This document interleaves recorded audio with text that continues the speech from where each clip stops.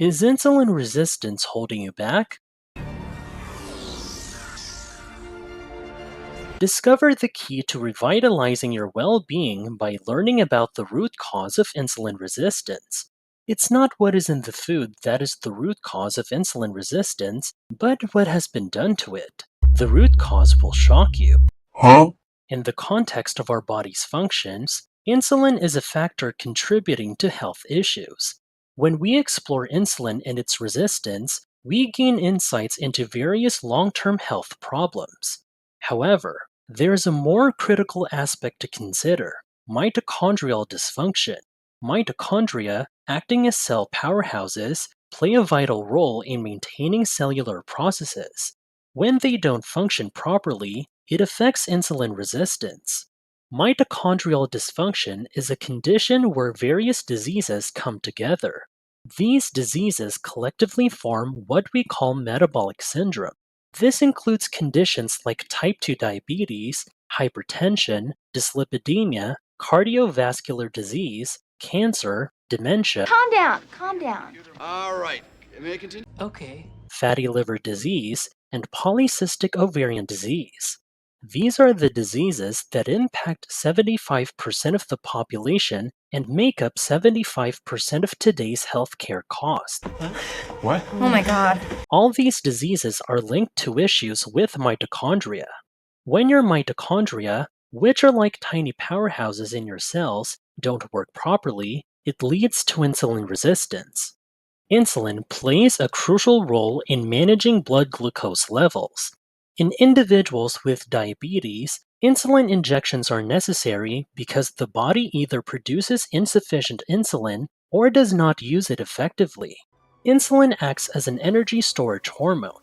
Its primary function is to facilitate the uptake of glucose from the bloodstream into cells, converting it into stored energy. Additionally, insulin promotes the storage of fats by extracting triglycerides from the blood and depositing them into cells, particularly fat cells. In the absence of malfunctioning mitochondria, insulin efficiently regulates blood glucose by directing excess glucose into storage for future use. However, if mitochondrial dysfunction occurs, insulin encounters resistance in performing its duties. This resistance necessitates an increase in insulin levels to compensate for the impaired ability to store glucose and fats in cells. In essence, insulin resistance occurs when the body cells, particularly in the liver, do not respond adequately to the insulin signal. This situation demands higher insulin levels to prompt the cells to fulfill their storage functions. Therefore, insulin, while essential for glucose and energy management, can become a concern when its effectiveness is compromised by factors such as mitochondrial dysfunction, leading to insulin resistance. Let's dive a bit deeper into why the cells, especially in the liver, might not be responding well to insulin. Insulin resistance, which is when the body doesn't react as it should to insulin, is closely tied to a significant factor: fat accumulation in the liver.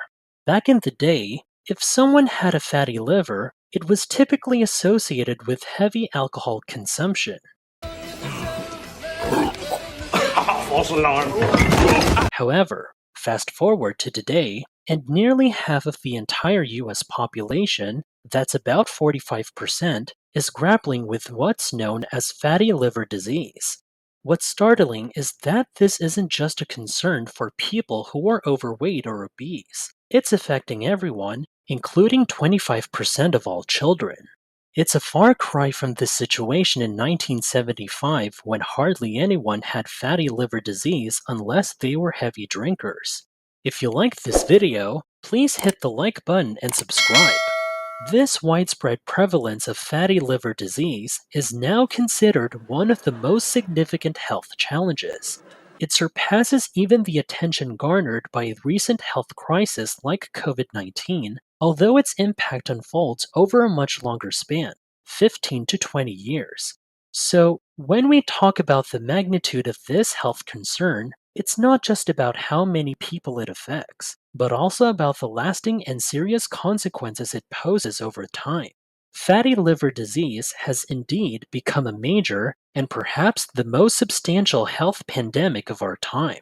By understanding the interconnected factors contributing to insulin resistance and fatty liver disease, individuals and communities can take proactive steps toward improving overall health and preventing the escalation of this significant public health challenge. We reveal the mystery behind the liver shift from burning to storing fat and the consequential rise in insulin levels. Why does the liver end up storing fat instead of burning it, and why do insulin levels have to go up? The real focus here is on the mitochondria, the tiny structures inside our cells that play a big role in energy production.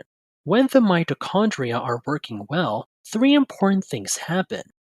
There's only three in here. There are only three words for that. First, the liver doesn't store excess fat. Second, the liver stays responsive to insulin, which helps in managing blood sugar. And third, the pancreas, responsible for making insulin, doesn't need to produce excessive amounts to get the liver to do its job. So you go on in there and you do your job. Do your job, crowd control! This means sugar doesn't get redirected to fat cells unnecessarily.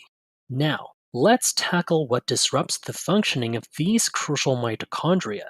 Several factors contribute, but one major player that's hard to escape is dietary sugar, particularly the fructose molecule.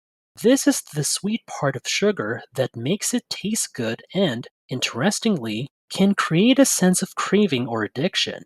When we consume a lot of sugar, especially the fructose kind, it interferes with the proper functioning of our mitochondria.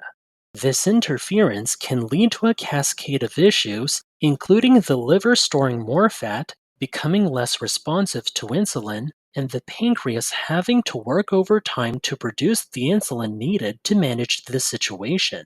In essence, excessive dietary sugar can set off a chain reaction that disrupts the delicate balance within our cells, contributing to the problems we've been discussing. The intricate interplay between insulin and mitochondrial function is a key determinant of overall health. Mitochondrial dysfunction, often triggered by factors like excessive dietary sugar intake, can lead to insulin resistance, contributing to a spectrum of health issues collectively known as metabolic syndrome. Therefore, paying attention to our diet and lifestyle choices to support both insulin function and mitochondrial health becomes essential in preventing and managing these interconnected health challenges. If you found these insights to be valuable and enlightening, please consider giving us a thumbs up. We welcome your thoughts and experiences, so feel free to share them in the comment section below. To stay updated with more valuable content, make sure to subscribe to our channel. Your engagement and support are greatly appreciated. Thank you for tuning in, and as always, we extend our best wishes for your journey towards diabetes recovery.